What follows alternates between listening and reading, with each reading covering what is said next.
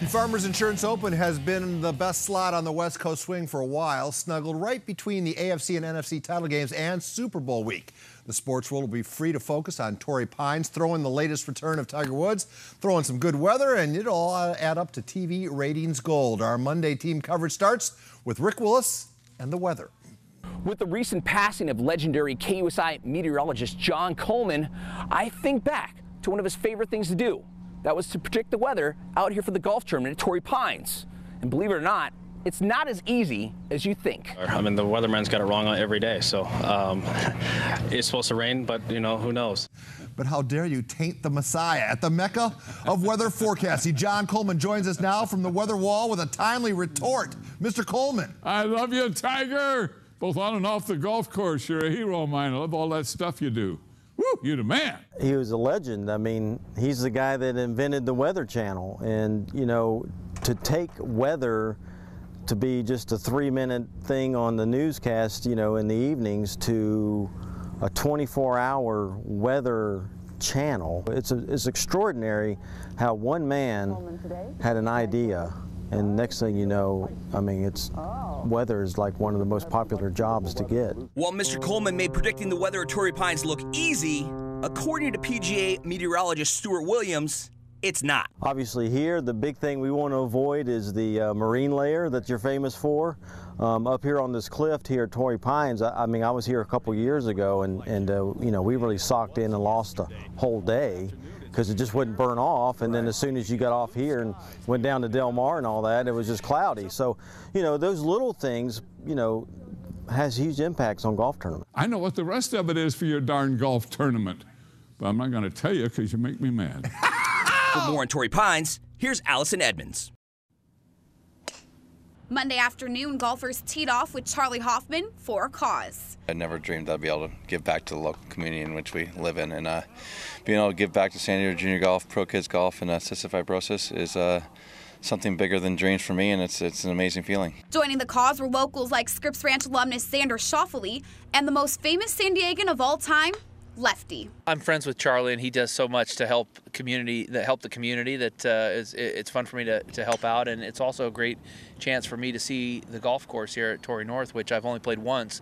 He does a lot for, you know, San Diego Junior Golf, and for me to just kind of help him out and play in his pro-am is you know, is awesome. Well, everyone's excited to see the locals. They are here for one golfer in particular, to see Tiger.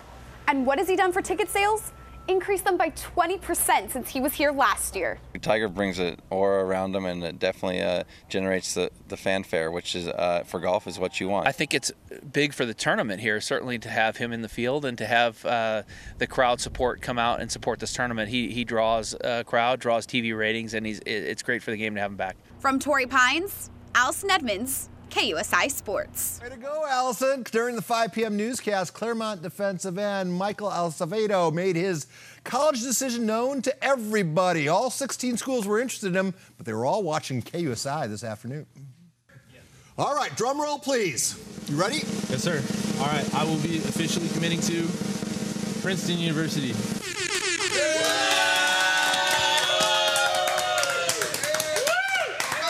You are the second athlete in like 90 hours to commit to Princeton on our airwaves. That's New Jersey, correct? Yes, sir. Tell us about your, I assume you've been there. Yeah. What's it like? Incredible place. I actually took an official visit there early December.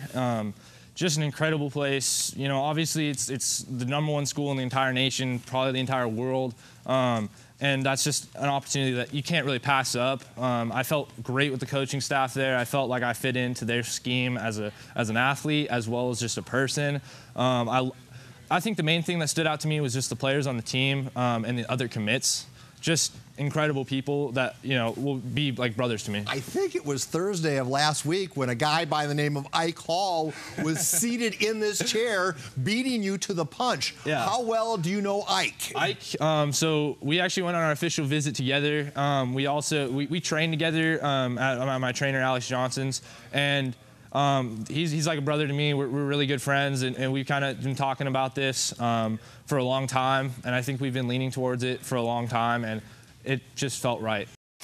All right, let's start our prep coverage at Madison. Lady Warhawks taking on high-tech San Diego.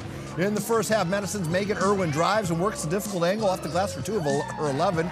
In the second half, Alani Nunez makes the steal, then takes it coast to coast. She would finish with 14. The final 63-26, Madison on top.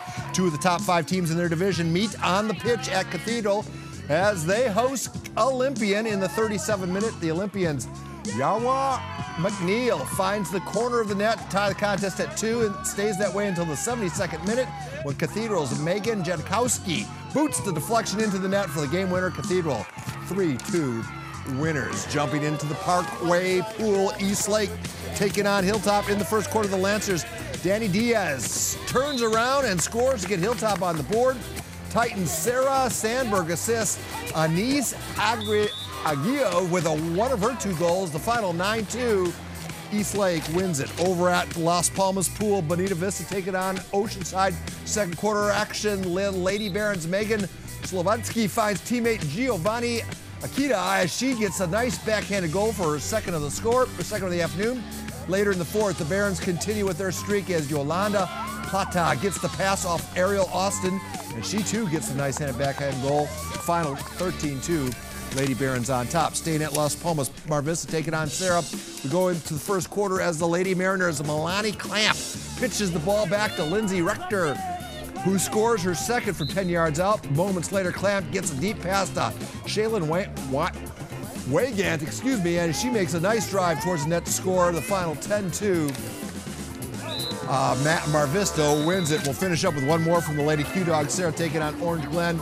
Patriots' Carly Amaya takes a shot from mid-pool and scores over the keeper's head. That has play of the week possibilities.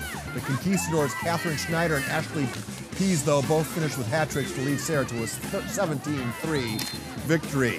The 3 kings of San Diego prep coaching all are together at one table. Ray Johnson, 851 combined wins on the court. Herb Meyer, 338 wins on the gridiron. And Sam Blaylock's 946 wins on the diamond, attracting a nice crowd at the Tom Ham Lighthouse Monday morning.